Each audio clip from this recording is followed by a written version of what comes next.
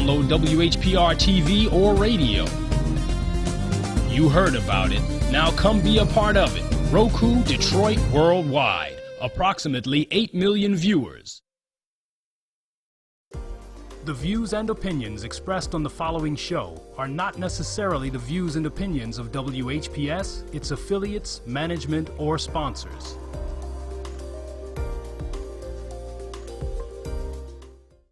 You can have your own party on TV. Party with R.J. Watkins and the TV33 family when you hold your own Facebook watch party. Connect all your friends with our friends, and we can have a watch party together. Watch your favorite TV shows when you want, how you want, with your favorite people. Here's how it works. Log on to Facebook from your computer or tablet and go to the R.J. Watkins fan page at facebook.com/TV33WHPR. The one with the blue WHPR logo on the left. Like us. Click the word videos with the red tag that says live next to it. Then click the share button at the bottom of the video player and select start a watch party. Invite whoever you want. Your party will be recorded and archived for playback anytime you want. 7 days a week, 24 hours a day. At the end of the month, the viewer that has the most people at their watch party will be invited on the TV show live. Come on, let's have a party.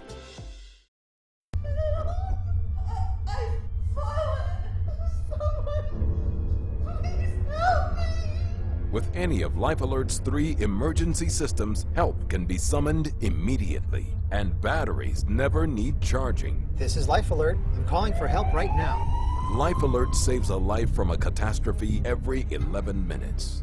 For a free brochure, call 1-800-806-5030, 1-800-806-5030.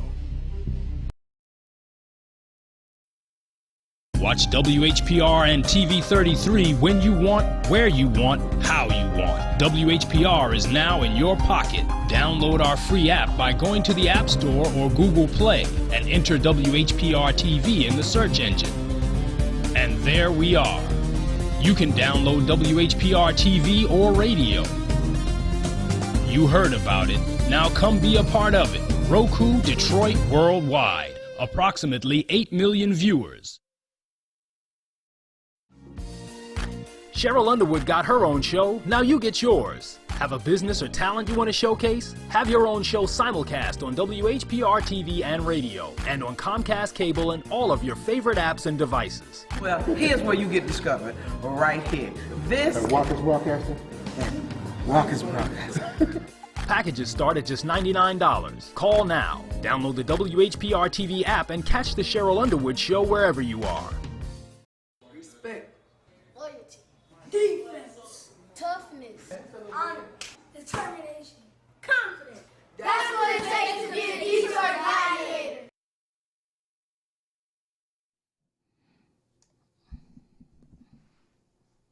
All right, our little gladiators, Detroit Gladiator, who are, that's what we want. What's wrong with my cameras? Everything is when I want it to be. Let's see if I can get me and Miss Leela in today. Hello. Good evening. How are you? I am doing fine. How are you? I am well. I got Leela McGee Harvey in the building, everybody. Something's going on with my cameras, Leela. I need to figure out what's happening. Give me 1 second. Thank you for that. I don't understand it. I'm not used to this happening to me at all. But that's okay. We'll work it out. Leela McGee Harvey of Flint. From out of Flint, right? Yes, ma'am. There we got Flint some native. Michigan native and Flint native. That's a blessing. I understand. And I love the title of the book. I'm supposed to be showing it. I don't know I'll get this together. That's a big deal to me about our camera. Us being seen on the camera. That's huge. Let's talk about a lot of things. We have Leela's gonna have a new show with us on TV 33 and Comcast 90, right? That's right. That's right. The title of the show is What Really Happened in Flint. And that's a deep title. And I think we're ready to know. Yes, ma'am. trying to figure out my camera. We might have to go to commercial or something and come back because I need us to be seen. That's a big deal to me. So Well, if we you have the time, we're good. okay, we do have the Just relax, time. so yeah, Yeah, good. so I'm gonna play a commercial. We'll be right back. More with Leila McGee Harvey, Sharon Love Jones. Hey, Sharon Love Jones. She's a Flint. You know Sharon Love Jones? I would probably have to see her, but Tanya Dorsey. Hey, yeah. thank you. Flintstones. Okay, we'll be right back. I gotta check on this video and see what's happening, and we'll be right back. Don't you guys touch that dial. We'll be right back. Too near me, not to hear me. Hey, what? Can you hear me now? Yeah. Can you hear me now? 107.3 FM, WVIE. What's up? I'm Nate Frazier. And I'm KP. And we're Heart to Hearts. Every Monday at 12 noon on WHPR 88.1 FM. And you're now tuned in with Renee Stepping Out on Faith. This program is brought to you by Lemon Burn. Lemon Burn attacks and reduces belly fat. Get yours today. 313-868-6612.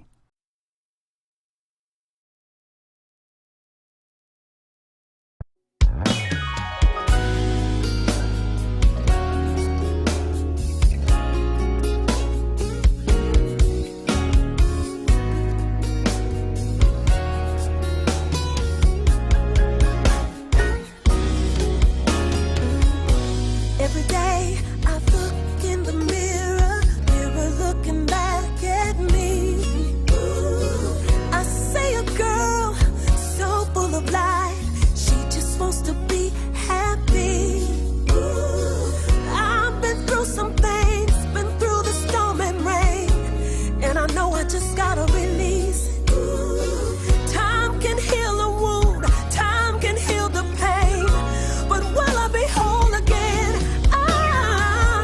Wanna be free, free, let it go and be free. I wanna be free, free, free, let it go and be free.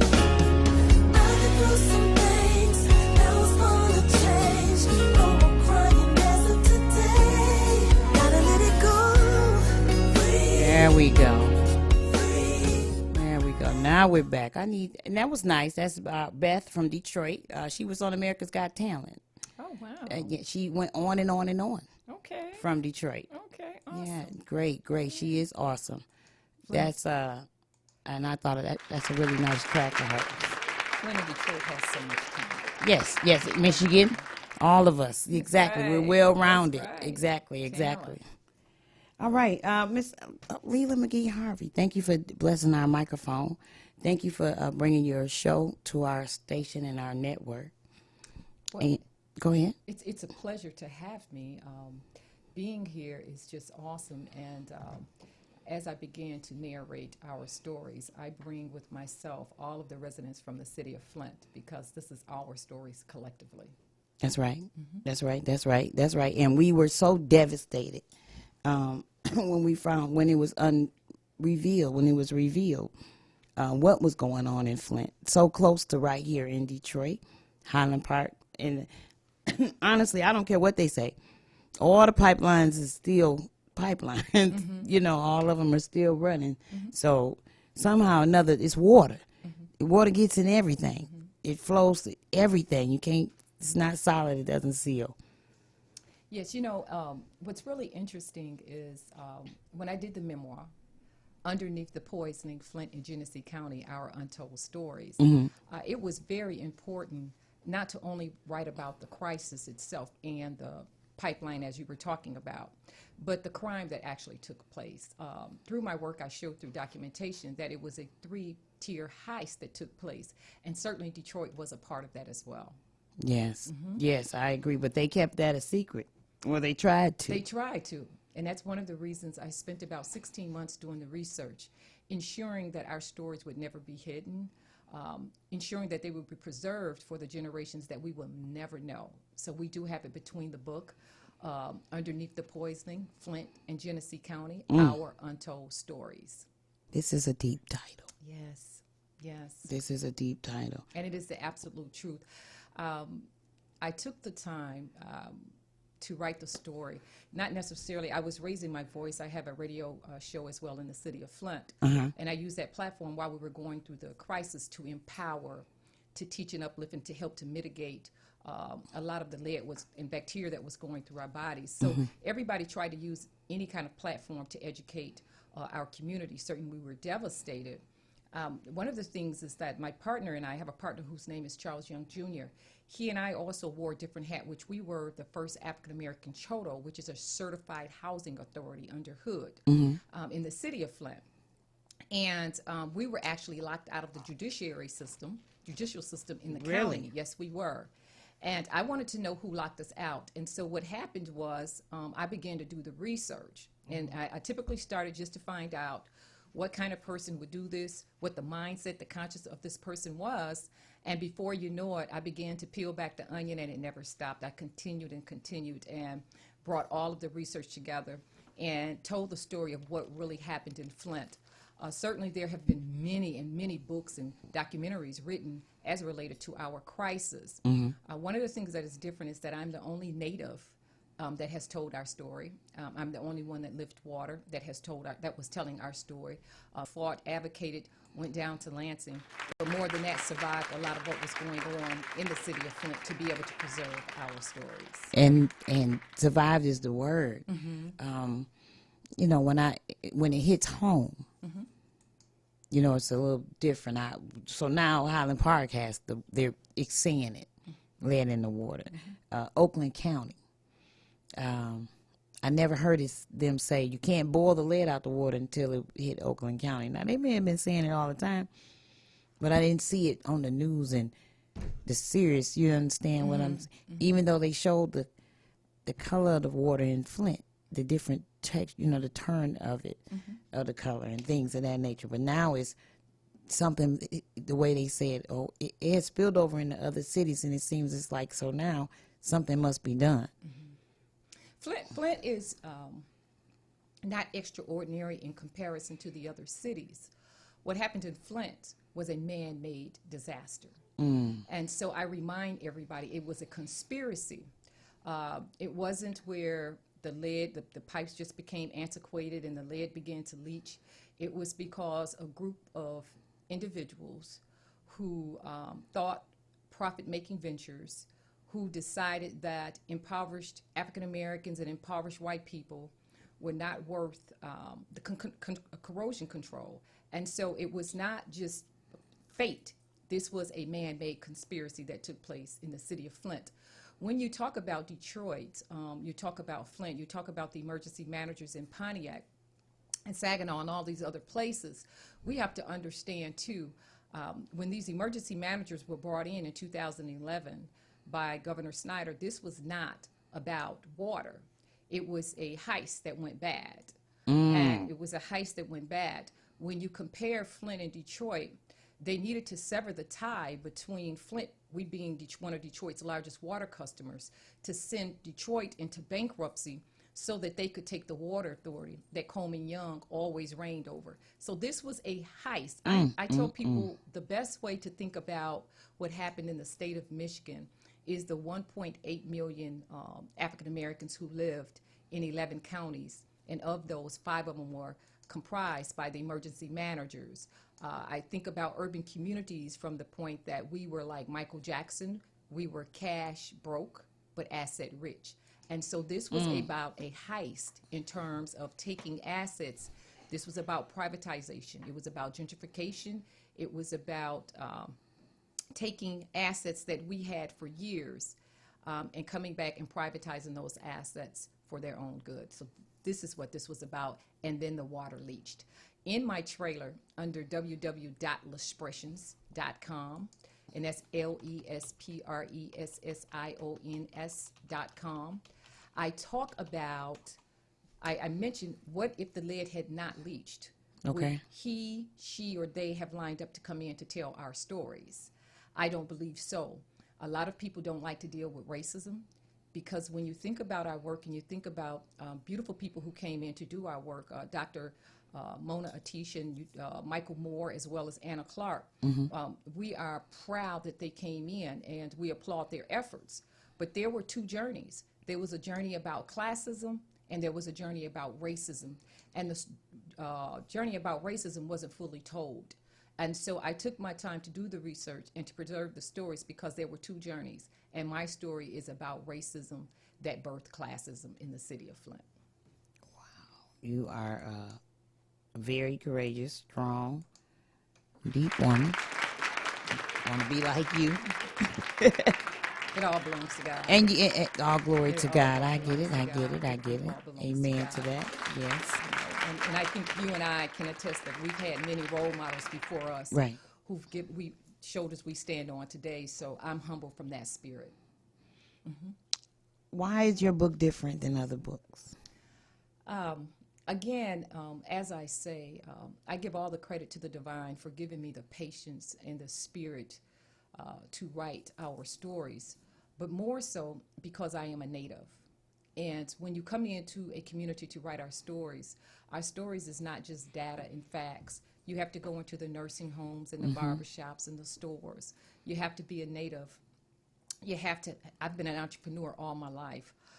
You have to be willing to sit down with people to get the stories and to understand what is really going on. And one of the things, as I was telling you, initially I wanted to know who would lock me and my partner out of the system, that we would never be paid.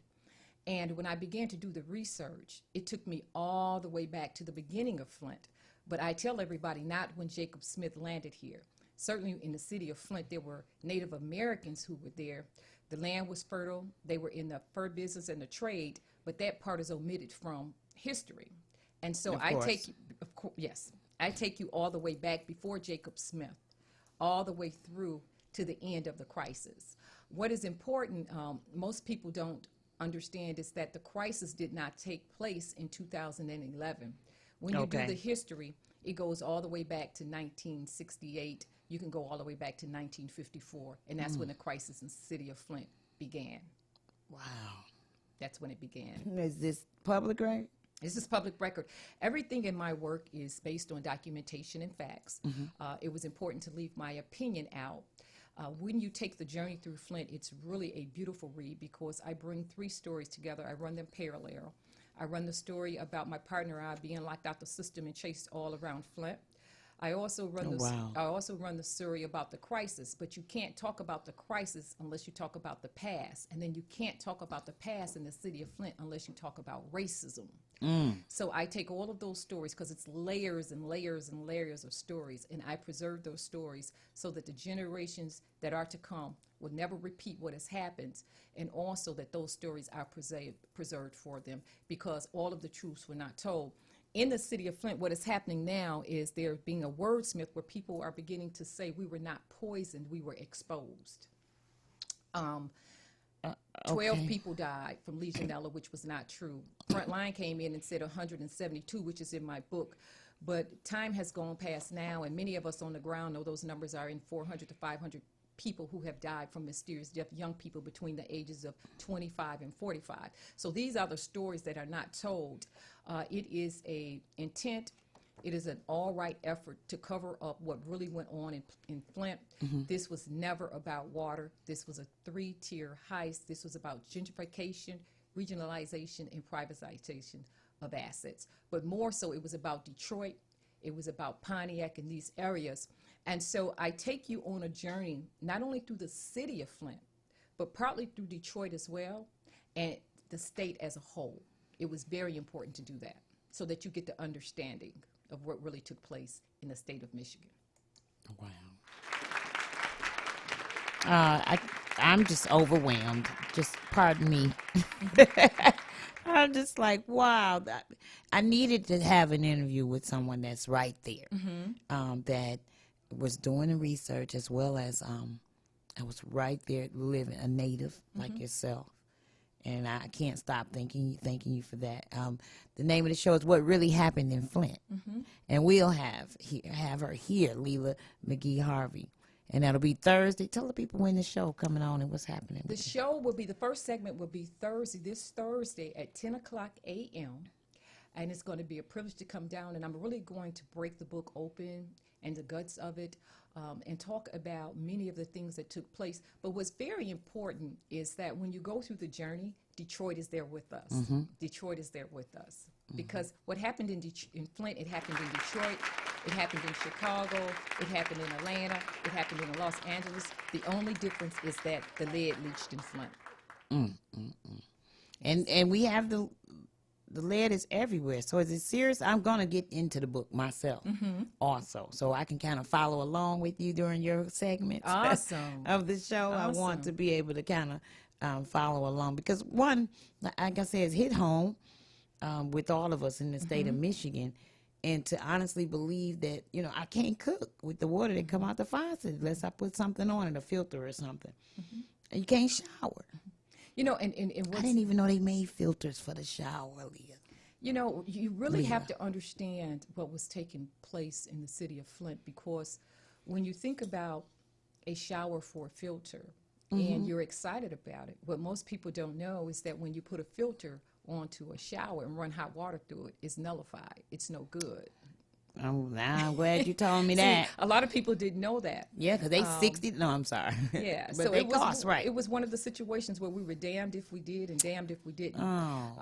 When we came down with the Chigolas and all of the other communicable diseases where we had to wash our hands, well, if you run hot water in the filter in the sink, then what it does is it nullifies and destroys the filter. Yeah.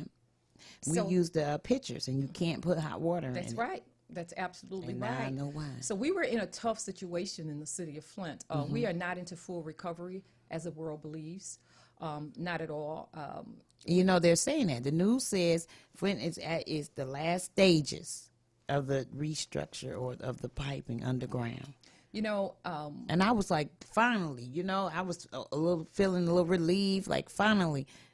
But you say no. I like to say this, is that this man-made disaster from elitist stakeholders, which was a 3-tier heist from a state, local, and county government, who decided to balance their books off the back of urban communities, in particular 1.8 million African Americans in the state of Michigan, comprised in 11 counties, imposing and going into 5 of those counties. In addition to that, I'm sorry. That's okay. That. In addition to that, we have we have these individuals who came in and imposed all of these atrocities on us, and the game was to cover it up.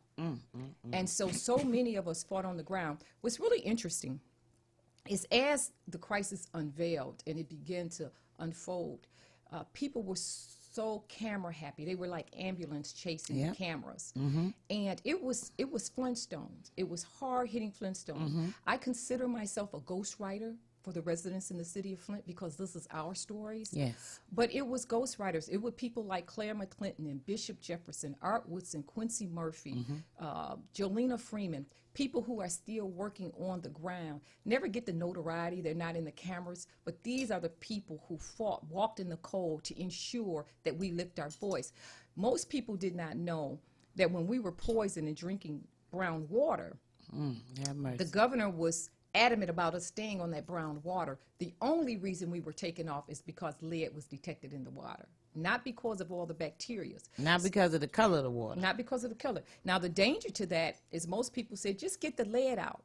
They weren't focusing on all of the other bacteria. Right, which bacteria? Right, that's what caused your illness. Exactly, and so many young people now are dying in the city of Flint. So we're not into recovery because everybody does not have medical. We're not in a recovery because we're still paying astronomical water bills for poisoned water. Are you? Yes, we You're are. Still being we're charged not in for recovery water. because we're still lifting and carrying and picking up bottled water. We have people in long lines. So that is not recovery. Recovery to me is not the pipe that you replace in the ground. The people are the community. That when the people are recovered and there's a full recovery, then I will say our community has recovered. But as of right now, it has not. And babies, I want to know what prompted you to write your book. Again, I was prompted to write the book because I have always lifted my voice. I've always had my own radio platform, the Operation Right. Unification radio show every Saturday. Mhm. And What dial is that on? 1420 AM. Okay. 1420 AM. And I use that platform to empower the residents in the city of Flint. I love my community more than words can say. As I say, I've always been an entrepreneur. Me and my partner helped to develop safe and affordable housing for people in our community. And so I have an allegiance, a strong allegiance. And even though I'm saying I'm talking about the residents who helped to make this happen. That's right. You know, because it's not just about me. And so when I was locked out of the judicial system, when I discovered that there was injustices in our justice system, it was so important for me to do the research on who did it. I didn't want anybody telling me. I wanted to know who every individual was. My partner and I had to come across the top 5 officials in the city of Flint, who all happened to be Caucasian men. And for 8 years, they chased us from one end of Flint to the other. When you say chased you? Chased us from judicial system, locked us out of working. You know how they do us when we don't obey. Come on now. When we don't obey or when we don't follow the master's plan. And so our plan, our master plan in the city of Flint was not about putting us in apartments, because we understood when we began to migrate here how many of us were relegated to 2 ends of Flint. In Detroit was the same way. So it was important for us to create safe and affordable housing and to keep us on that trajectory. Certainly, we are beginning to regress in terms of wealth as it relates to African Americans or even impoverished whites in urban communities. And so we were doing that work, and that was a work that was defiable to the master's plan. And he and I was put on, a bounty was put on us, and we were chased. And the final stage was the chief judge in our county locked us out of a judicial system when we had a right to constitutional law. We survived by the grace of God, and all that they tried to cover up remains in that book. It is archived now so that our stories are never hidden. Certainly there are people who wish I didn't speak about it. Of course. Didn't talk about it and didn't survive to tell it. And racism is never real for them until it's exposed. Until it's exposed. And so I'm a survivor. And so that's what prompted me to do the research. When I began to do the research, it never stopped unfolding. And what I found out is one thing had to do with the other, I was able to put a pattern together of the stakeholders who are responsible. Many of the people who feed us also create our demise, but we can't see it. I talk about through my work, it is easier for me to fool the people than to tell them that they have been fooled by many of the people that are feeding us in our community. But that's not what we're doing. But it's what really happened in Flint. Miss Leland McGee Harvey going to be coming on every Thursday at 10 a.m. Well, so far. First segment Thursday, this Thursday at 10 a.m., what really happened in Flint. And it's a big deal because it's right here, 30-minute drive, 25-minute drive away. And again, I want to stress that when I talk about the city of Flint, the patterning of the city of Flint is also the patterning of Detroit. It's the patterning of all urban communities. I show through my work that prior to 1964, the Civil Rights Act is they used to, whenever African Americans were in a certain saturated area and we began to build businesses and offices and our own entrepreneurship and our own schools, and we had our own coffee shops and we had our own banks, they always bombed us because they were afraid of the economic independence. After the Civil Rights Act was passed, what I found was a pattern. After the Civil Rights Act was passed in 1964, because you know they did it in Tulsa, they did it in Rosewood and all the other places prior to the 64 Act. Once that was passed, then there was a crime to bomb us. What I realized, they stopped bombing us, and what they began to do was come through all urban communities where we had economic empowerment. They would put highways through. They did it in Detroit. They did it in Flint. They did it in Miami. They did it in New York. Wherever we were, they would bring a highway through to dismantle it, and we would always end up in public housing. Yes. All of that is through the work. So this work is a pattern of what happened when stakeholders decide to privatize and come in and to balance the books of the state of Michigan on the backs of impoverished people. So, as I said, this was two journeys, not one just about classism, but my journey is about our journey on racism, not only through the city of Flint, but through all urban communities. Yes. Through all urban communities. Ms. Leela McGee Harvey, what really happened in Flint? We had a couple more questions we'd like to ask. We're going to take a small commercial break. And again, I can't thank you enough. And it's awesome. I can't wait till Thursday at 10 a.m. Oh, yeah. On Comcast 90, channel 15.2, Roku Fire Stick, TV33, WHPR.com, WHPR TV Now, all those viewing platforms. We're going to tear it apart. We're going to tear it apart. We're going to tear it apart. Somebody. Yes. It's going to get the drift. We'll be right back. I have more. Renee stepping out on faith, and you're tuned in to WVIE 107.3 FM US Virgin Islands. Don't go anywhere. We'll be right back. Respect. Loyalty. Defense. Toughness. Honor. Determination. Confidence. That's what it takes to be a Detroit Gladiator.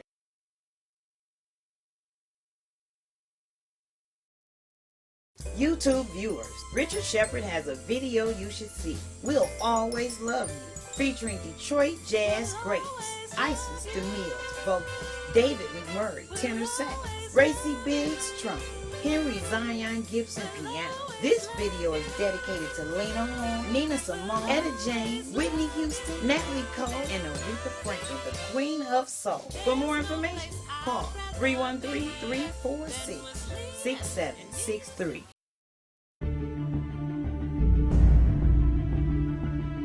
Praise the Lord, saints of God. Praise the Lord. We, the committee at FCC, have the incredibly important task of selecting a pastor who has the vision and mission of this church. That's right. Pastor Earl is the one. And that's what I'm talking about. A man with a plan for the church. And you think you're going to be the next first lady of FCC? All he talks about is baking cakes. And I'm not baking any cakes for the neighborhood. We don't need no young single pastor up in here with these young girls and these old women. You gonna slow your roll on how you talk to my mom. Don't let me call security on you. Baby, if your family can't accept me, then you're gonna have to cut your family off.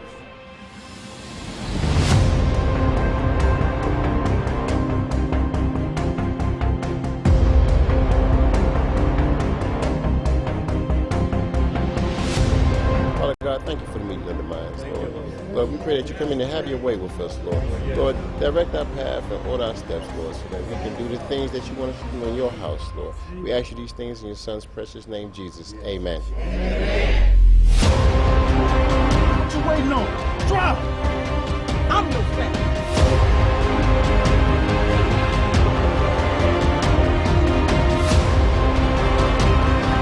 You shoot him, you're gonna have to kill me too.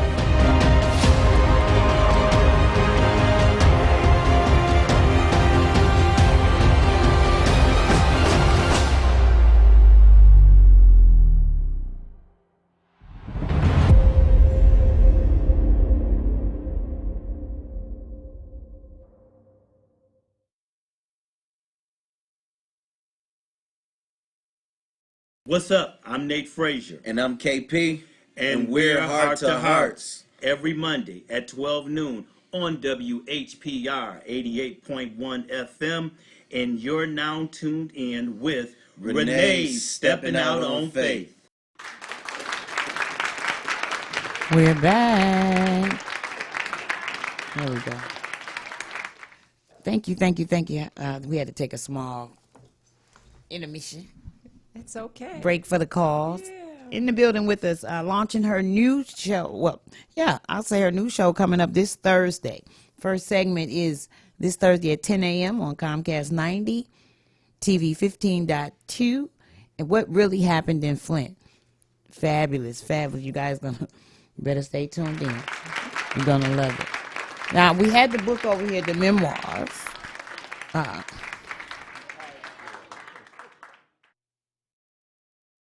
interesting, underneath the... I want to say, too, is that the book was a spinoff from an interview that I did with a young lady who came into Flint to cover the crisis from Zimbabwe. Really? And now she's in L.A., yes. Okay. And when she came in, I used to become very agitated because people would come in and they wanted to tell our stories, and it was about a day or 2 hours. You can't tell our stories in an hour or a day. Right. So she promised me that if I worked with her and did the documentary with her, that she would give me the time. Well, the interview ended up being, we shot 2 days in my office building, but the interview ended up being 5 days, even while she drove back to California. And 7 months later, I took that interview and put it in storybook form. How do you tell history without it being boring? You tell it in storybook form. That's how you do it. That's right. You were going to give a passage out of the book? Yeah, you know what? I want to read a passage for all of you Detroiters and all across the globe that are listening. A passage that I'm going to read out of my book. And this is Celeste. She always asks me questions through the book. And I call her Celeste through my book, even though her name is Eunice. I do call her that, and I didn't want to read too much. And she is talking about classism, and she's heard so many stories, and she was told prior to coming in that the journey was about classism, and there was no distinction. And of course, I consider that to be wordsmithing, redacted information, because it was racism that birthed classism. And so I'm going to read just a small excerpt for a second. Okay. And it says, this is me talking to Celeste after she asked me a question about classism. And I say, even though I've said all of that, it was clear when you mentioned the white residents, you were speaking of their journey, which I state is classism. The truth is the water crisis was based on both racism and classism. However, when you peel the onion back in Flint and Genesee County, you'll discover racism birthed classism. Classism in Flint was reintroduced because of the housing collapse of 2007. The complexity to this is that elitists in Flint cared not for African American families nor for poor white families. They had two objectives, which would have remained clandestine had not the lead leached in the water. Let me make my case by facts. If you observe the demographics in Flint after the 1970 school integration policy, whites quickly fled the area. This clause caused Flint to be predominantly occupied with African American residents, numbers as high as 80%. However, when the housing collapse of 2007 hit, you had many families, the majority of being white families, that lost their suburban homes. In turn, these families headed back to Flint, living in some of the homes their parents previously owned. Some purchased cheap homes from the land bank or chose to rent because rent is less expensive in Flint than the surrounding areas. Now get this.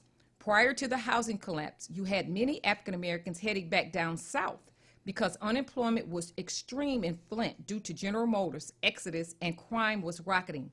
So if in the 50s, 60s, and 70s, Flint was on an upswing and whites moved away from us, you can't believe they would want to live next door to us when Flint was at its lowest. They would do this if they had no choice. I want to share with you the changes we observed about Flint around 2010. You never saw whites riding the bus or walking down the streets in predominantly African-American neighborhoods. These acts you just didn't witness. Remember, it has always been them and us. As a matter of fact, white families were heavily concentrated in the 48506, 48507, and 48503 area codes. Keep in mind, these boundaries were formulated way back when Flint was first established. So with a sudden influx of white families in predominantly African-American neighborhood, a red light went off because many of us knew absolutely this was not by choice. So I just wanted to read some of the interview because Eunice was quite confused because she was hearing that the story was only about classism. Again, there were two journeys, and both whoever told the story would be right, but our story was about racism, and I'm not going to let anybody erase that.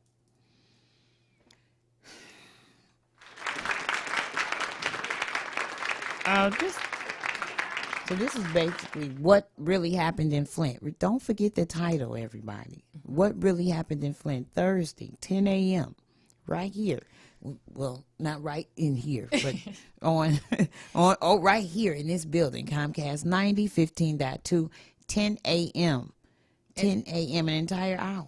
And the actual name of the book, if anybody wants to get it before Thursday, it is a really easy read. It's a really great book. It is all based on documents and facts. You can go under Amazon, Barnes & Noble, Smashwords. It is called Underneath the Poisoning, Flint and Genesee County, Our Untold Stories, written by Leela McGee Harvey, a native. You can follow me under www.lespressions, LESPRESSIONS.com. And there is also a trailer there where I'm on stage and I narrate a very short journey through the city of Flint. Also, we have the link on the Facebook link as well. Oh, awesome. Yeah, awesome. the Lespressions link. It has to be told. You know, I think that if there was any message I can convey to the state of Michigan and to people in all urban communities, is that the story in Flint is a story of all urban communities across the globe, all urban communities, except the lead-did leach in the city of Flint. And it was a man-made conspiracy. Which is horrifying that people would do that to people, to other human beings. You have to understand that this was a heist. And this is why Governor Snyder created a new public act, which is Public Act 4. Prior to that, the emergency managers didn't have the power to dismantle unions and contracts and to go in and sell off assets. They just didn't have the power to do that. He created Public Act 4, and if you remember, as citizens and residents of the state of Michigan, we repealed that. We fought, and we got enough signatures, almost 700 and something thousand signatures to put it on the ballot. And so at that particular time, if you remember, a judge took us back to Public Act 72. We were working under Public Act 72. And at the time, Governor Snyder was determined to destroy urban communities and to heist those communities along with the local stakeholders. Now, I don't know about Detroit. I can't speak about it. I didn't do a thorough research. But Governor Snyder didn't come and kick our back door in our city. There were local stakeholders who allowed it. They all had a shared vision. And again, this was a three-tier heist. It was the state, the county, and the city working collectively to ensure that they could take those assets. And when they did, the lead did leach in that water. He created, if you remember, Public Act 436 to ensure that he could pull this off. And so that we couldn't repeal Public Act 436, he put it into legislation so that we couldn't repeal it or turn it back so that he could carry out his acts. So he was very egregious. Most people don't know, and I have this in my work, is that it costs for us to be safe with corrosion control. It cost a mere $100 a day, which would have been for 3 months. And he didn't think we were worth... That's the treatment. That was the treatment. He didn't believe we were worth that treatment to keep us safe. Not at all. We should never have been on the Flint River Reservoir. Our river, we had DuPont paint, General Motors, salt from the city, the curbs. It was water that no man, no human being for consumption should ever have taken.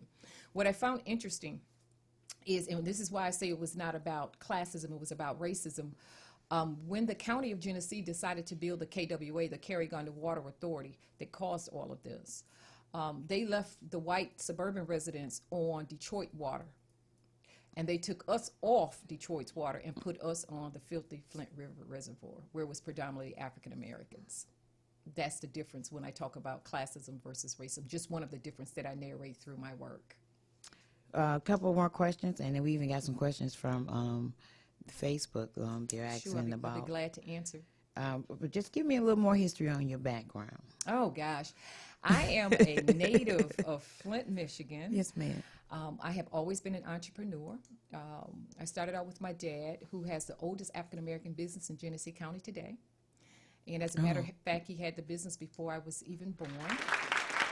Yes. And 4 of my siblings and I have never worked for anyone. We've always worked for ourselves. All right. I joined forces with my partner, Charles Young Jr., back in probably about 2002. He and I created Operation Unification, which is a nonprofit.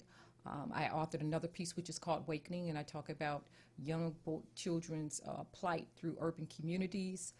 And we created, and we wanted to create stabilized communities. And one of the things is when we did the research, we realized the only way to stabilize a community is to stabilize home ownership and not make it transit. And so we created safe and affordable housing. We would take a home and renovate it from the ground up. We would work with the bank, ensuring that the family's mortgage was not underwater, that they had the lowest interest rate, and they had a fixed rate, and that if they lost their job, they could pick up bottles and pay their mortgage. And so we did 117 families so far. All right, good. That's fabulous. Some of the questions on Facebook are saying that this is almost unbelievable. They were asking, what now? Now what we're doing is we're still working on the ground. Certainly, you know, we've had a new mayoral change in the city of Flint. And so some of us have been able to work more closely with this new regime that is there. And we're, and what might transpire in the next six months is still up in the air, but we have a lot of work to do. We have a whole lot of work to do. My partner and I have been, our hands have been tied because we were working through the courts with the judge who locked us out, as well as fleeing for our life for a while. We had to take time off and study how to write a pro se in order to survive, go around to the federal courts and report our county court as it relates to what they've been doing to African Americans in Genesee County, and we survived after 7.5, almost 8 years. And you use the word survive. When you're living every day in the city, we're not in the jungle, we're not in the woods, you know what I mean? You use the word survive.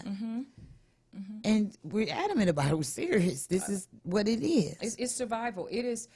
And when I talk about survival, I'm not talking about from the physical breadth of what I'm speaking, but I'm talking about an African-American company who was a multi-million-dollar company who was locked out of the system, whose business was taken and placed into the judicial system and frozen there, keeping us in a pending litigation status despite how many times we went before the judge to ask him to hear our day in court. Starved out. What we did was we created and executed reimbursable contracts, meaning that we had to put our money into those contracts and you get your money back. When they brought the emergency managers in, the emergency managers came in, and the first thing they did was took our contracts and never paid us. Well, we were okay. We'll go to our judicial system to make sure we get paid, and they were all working together. And here it is, 7.5 years later, we fought, going around to the federal court to have a day in court. And it will be. Oh, yes, it is. I always say, justice may be delayed, but it will never be denied. And in my loins is the history of those who pushed before me, that we would find our strength. And I tell, even through my work, I talk about racism. Racism really breaks us. I talk about being in the pressure cooker. I was not one of the ones that went into the pressure cooker, and when I came out, I was willing to sell my own out. I've always been a voice for my community. I have always stood firm. And through my work, I tell America, it can expect to greet me in the morning. I will not stand down. I have a right to work without incident. I have a right to create in my community, and I have a right to uplift my community, and I will do that. That's right. That's right. Stand proud. Underneath the poisoning, Flint and Genesee County. Our untold stories. Look, I need the via book Amazon. back. Oh, you need the book back. I got it, but down her. Over there here. you go, babe. Via Amazon, Barnes and Noble. It is a really good read. Again, it's a story not just about Flint, but urban communities. Yes. I take racism and I really open racism up. I wanted to write the book and the work so that white people, I always told them that they can't teach us about racism, or they don't understand it because it's an experience they can't have. So I did my very best to get them to see what it's like. They don't understand why Wan them stands on the corner or why the man is drinking every day when he can't get a job, when he's the last to be promoted, but he's working the hardest. They don't really understand that. So I did a really magnificent job in taking my time and giving them a journey through what racism really looks like. So in the end of my work, it will come down to good-hearted African Americans and whites who have a shared vision. One of the things that I learned when I did my research and while going through, if I talk about gut-wrenching and painful, was the number of African Americans who destroyed us as well. It was not just all Caucasian people. We line up so that the pressure is not on us, and still today we have that same attitude and philosophy to destroy our own for the stakeholders. My partner and I were able to survive because we didn't work with many of them, and we worked alone because I was scared they would take our heads to them on a platter. And they look like us. You could trust them. Yeah, and so through the work, I talk about racism has taken on a new frontier. I talk about racism being like carbon monoxide. You can't touch it. You can't see it. You can't smell it. You can't hear it. But it slowly suffocates the life from you. I talk about that through the work as well. Underneath the Poisoning, Flint and Genesee County, our untold stories. Yes. We had about 6, 7, 8 minutes left. Okay. Let's talk about the show. All right. Let's talk about what really happened in Flint every Thursday at 10 a.m. Yeah. What is the show? What are we bringing into the show? When I come onto the show, I'm hoping I can get into a lot of Q&A because it really helps. It's quite difficult, unless I was on stage, to narrate the story in story form. When people are asking questions, they ask in-depth questions. They ask questions just off the cuff, and it helps you to really So you will take calls? Oh, I'm going to take calls, yes. Okay. I believe in transparency. Okay. Everything I did is documented. It is facts. I believe it. And I believe that the people should be engaged in what happened in my journey as well. And you're prepared to answer any questions? Oh, yes, ma'am. Oh, yes, ma'am. I have tough skin. I believe that. I have tough skin. That I believe, because you taking on. It's by the grace of God. Amen. And I don't want the readers or the listeners to believe I have a pompous spirit, because I don't. Very humble. But again, it is always those in the past who push forward, and I took on their spirit. Fannie Lou Hamer, all of these people who had the spirit to push forward despite what, Dr. King, we can't let German shepherds turn us back. Harriet Tubman. Right. So I took on those spirits to say I have a right to work, to live. We have a right to live in our community without lifting water. That's right. And so I'm going to continue to do that work. I believe I was created in this paradigm to do that work, and if it was not so, God would not have given me the vision or the gift to be able to execute that. You definitely have the vision and the gift. Thank you. Right here, everybody. Underneath the Poison in Flint and Genesee County, our untold stories. Yes. Right here. Via Amazon, Barnes & Noble, Smashwords. You can find me at www.lespressions.com, or you can contact me at LeilaMcGee@lespressions.com. Again, that's LeilaMcGee@lespressions.com. But it was so important for me to preserve the stories for the generations who I may never know. Did you get a chance to interview any other residents? Oh, absolutely. Oh, absolutely. They didn't mind talking about it? Oh, no. Oh, no. I became a ghostwriter for You said that. for many of the residents in the city of Flint because, as I said, as I began to analyze a lot of the work, some of those stories did happen, but some of them were not about us. Some of them were sensationalized for entertainment. Those are not our stories. Yes, ma'am. Those are not our stories. No. I saw people, movies, they wanted to make movies. Yeah, and it was just and horrible. They started in 2011. You can't tell our story. That didn't happen in 2011 because the stakeholders desire to remain hidden. And as I said, racism is not real until it is exposed. Discrimination is not real until it's exposed. And so, as I said, that story is about, in the end, good-hearted African Americans and white who will have a shared vision, who want to push the country forward. And I say through my work is that those good-hearted white folks who want to make a difference, you have to now put on T-shirts to say, I denounce racism. We got to be that bold. Not Black Lives Matter. No, put on a white All person. lives matter. All lives matter. A white person has to put on a T-shirt and walk in front of their peers and constituents and say, I denounce racism. Ooh, that would be the deepest stuff. Hey, that's how we going to make a mark. A real mark. Yes. Do you believe there's a future for change for Flint, for the better? I talk about that through my work. She asked me, because that is an interview and it's very profound, and she asked me some very profound questions. I'm humble in the spirit that I'm not going to say what might change in my dimension in my time here, but what I do say is America can expect me to get up every morning and do my part. She can expect me to get up and to fight. I'm not going to stand down. I'm going to do my part to ensure that the next generation does not have to follow the footsteps that some of us have done. We have to undo some of this. And I was able to take some offers that would have actually eradicated a lot of what was going on. But no, I would not leave this for my grandchildren's grandchildren to do. All right, everybody, that's right. What really happened in Flint? Thursday, 10 a.m., right here on TV. Well, we're on 88.1, but on our sister station. That's right. TV 15.2, Comcast 90, TV 33, WHPR.com, Facebook, YouTube. I'll be here. I'll be with you. Leela be here. Yeah. And I'm going to take all of your questions. She's taking calls. Yeah, and I want to make sure that our stories are forever preserved and people get to hear the absolute truth. And I will be here to take your calls and your message. And as I said again, I'm a ghostwriter for Flint. This is about all of those individuals whose name you will never know, but they fought the fight and they are still fighting today in the city of Flint. And so I take them with me wherever I go. I appreciate you being here. Welcome to the family.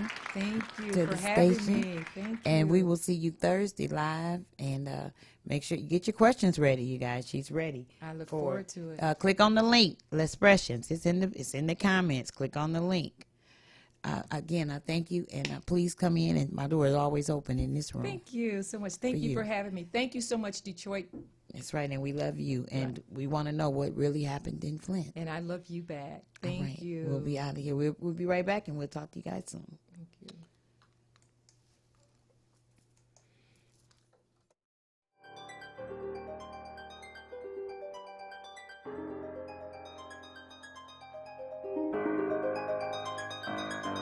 Can we live? All we want is peace around here. Can we live? So our youth can play and enjoy their younger years. Can we live? When we gon' stop the violence? Cause real bad boys, yo, they move in silence. Can we live? All we want is peace around here. Can we live? So our youth can play and enjoy their younger years. Can we live? When we gon' stop the violence? Cause real bad boys, yo, they move in silence. Say the children are our future, but look at the present. A baby got shot with a stray bullet while resting. Another killed on the freeway. It went through the car door. How many senseless shooting will it take before all go? Hold up, that's enough.